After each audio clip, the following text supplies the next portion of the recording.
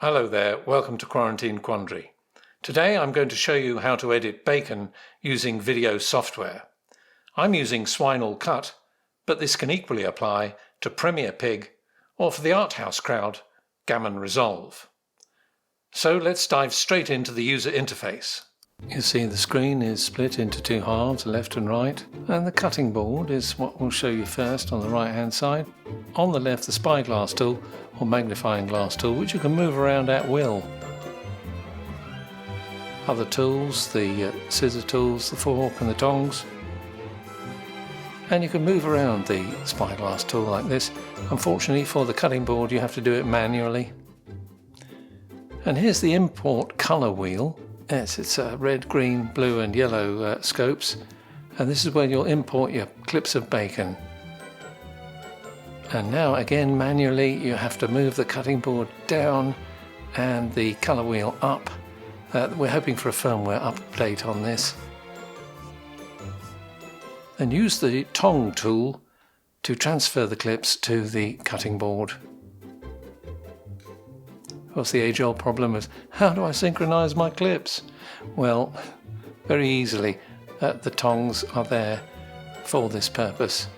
Just a quick pull, and there we are. Perfectly synchronised.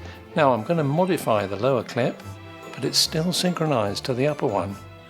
I don't know how they do it. What I want to show you is trimming. To trim a right-hand side of the clip, use the scissor tool, make a vertical cut, and there you have a chunk which you can use again. Similarly with the left hand side, the scissor tool, or if you want to a whole range, you can use what's similar to Shift Control S on a Mac, and you can take that away and leave a little ramp at the end, bit of ramp of fat, and you can delete it. That's what your cutting board should look like.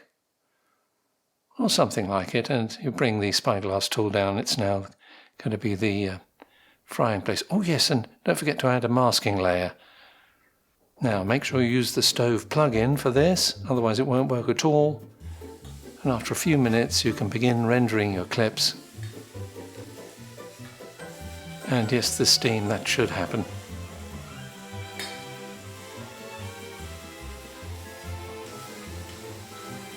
One thing I suggest is turning them over when they're halfway done. This is for the white balance. Now we have on the import colour wheel a mushroom LUT, which we're going to add to the dish. They'll give a great cinematic colour to the bacon edit. Now you'll notice some compression.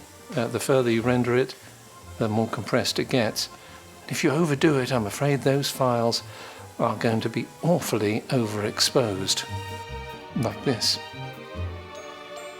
So Command Z, start again with retain the pinks of the bacon, add the mushroom LUT, and this time turn the dials down from about 100 to about 65 to 70%. Another half a minute, and then the edit is ready to be exported as a PIG file. Hope you enjoy it. Thanks for watching.